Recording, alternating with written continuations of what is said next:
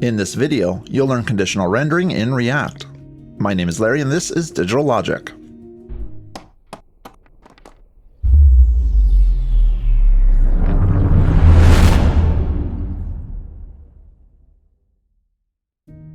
I've got a new React project open and the development server up and running.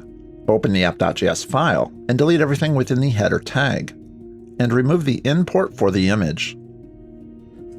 Create a new directory within the source folder named Components, and create a new component named SignIn. Create the components function, define the props parameter, and return a button element. Expand the props object, and set the text to sign in. Then export the component.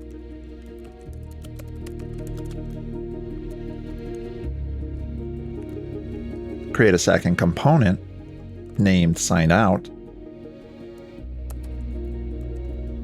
Create the SignOut function with the props parameter, and return a button element. Expand the props object, and set the text to sign out. And then export the component.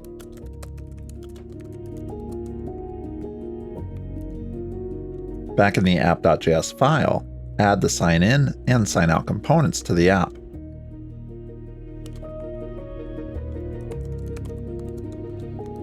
Save the file and check out the results. I'll split my screen and put the browser on the right panel to make it easier to view changes to the app.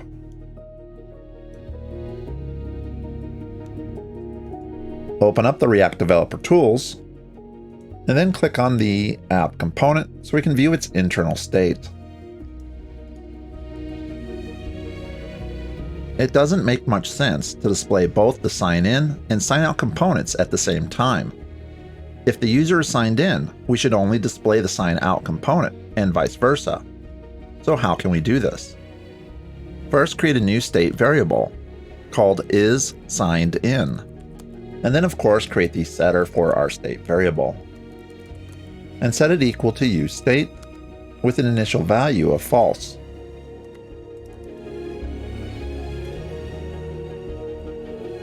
Inside the header tag, remove both the sign-in and sign-out components.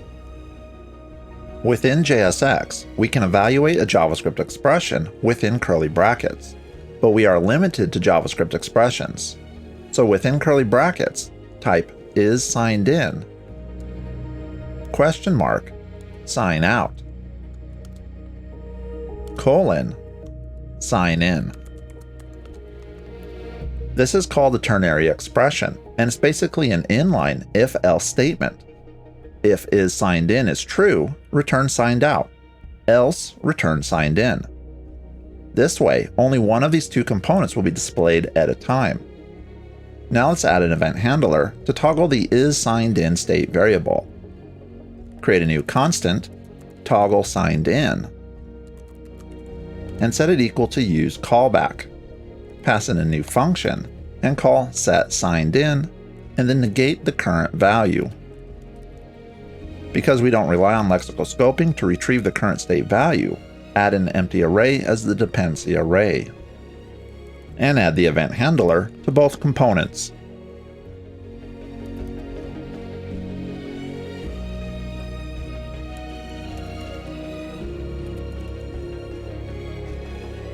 Save the file, and in the browser click on the app component so we can view its internal state.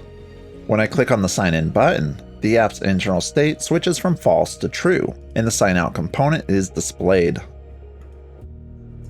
But what if we want to display a component if a value is true, and nothing if the value is false?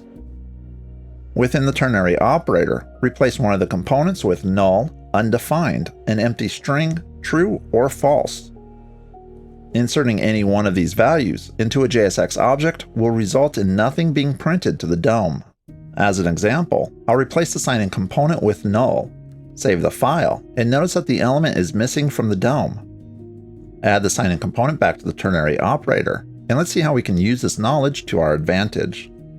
Above the curly brackets, add an h2 element with the text "you are," curly bracket, negate the state variable is signed in, double and the string not, and then signed in. Save the file and check out the results. When I click on the Sign In button, the text "You are signed in" is displayed.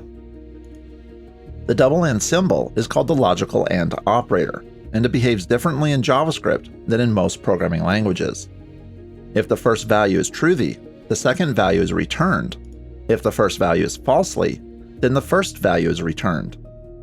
Now I say truthy or falsely because we can pass in any type of object into the logical AND operator, and that object will be converted to a boolean if it isn't a boolean already. So if the isSignedIn variable is true, we negate that value to false, and then the logical AND operator will return false. And because false results in nothing being printed to the DOM, we get the text "You are signed in." We also have the option to use the logical OR operator, remove the exclamation mark, and replace the double AND symbols with double pipes. In this case, if the first value is truthy, it will return that value, and because true doesn't print anything to the DOM, we still get the same result. If the first value is falsely, then it will return the second value. The logical operators work great when you want to conditionally display an element. The ternary operator is great when you need to choose between two different elements. But what if we have multiple possible states to choose from? For example, we could have a sending state, a processing state, an approved state, and a failure state. Each state may require a different component to be displayed to the user. We actually have quite a few options on how to solve this problem. As an example, create a new constant, which I'll name signedIn, and set it equal to a new object. In this case, we only have two possible state values, true and false, but this solution works just as well for however many possible state values you have. Set the first key to false, and the value to the sign-in component.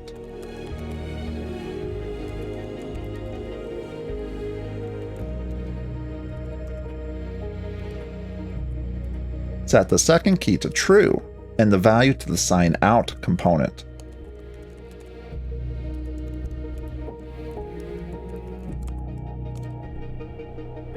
Inside the component's JSX, comment out the ternary expression and replace it with the signIn object at position is signed in. Save the file and check out the results. But what if we need to differentiate between a range of values? As an example, create a new state value, random, and of course add a setter, and set it equal to useState. Set the default value to a random number that is less than 50.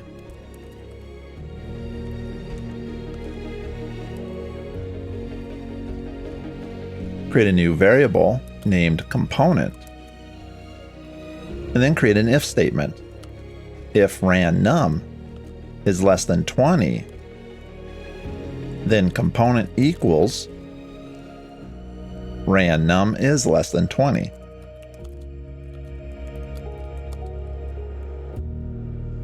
Add an else if and check if random is less than 40.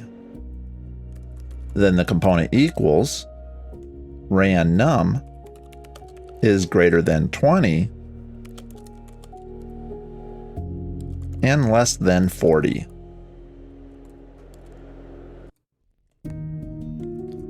Else random is greater than 40. Add the JSX element to the component, save the file, and check out the results. And then refresh the browser a few times to get a different message. You could exchange the if-else control structure with a switch statement if you prefer that.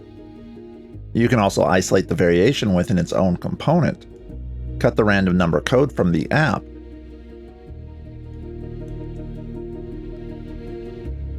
and create a new component named random number.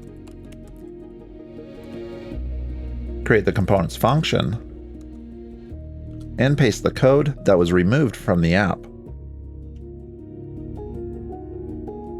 Remove the component variable and return the JSX that we want displayed within the if-else control structure.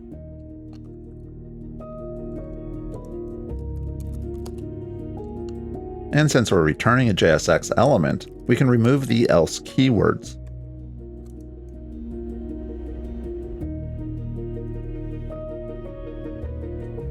Increase the range of the random number generator and subtract 20.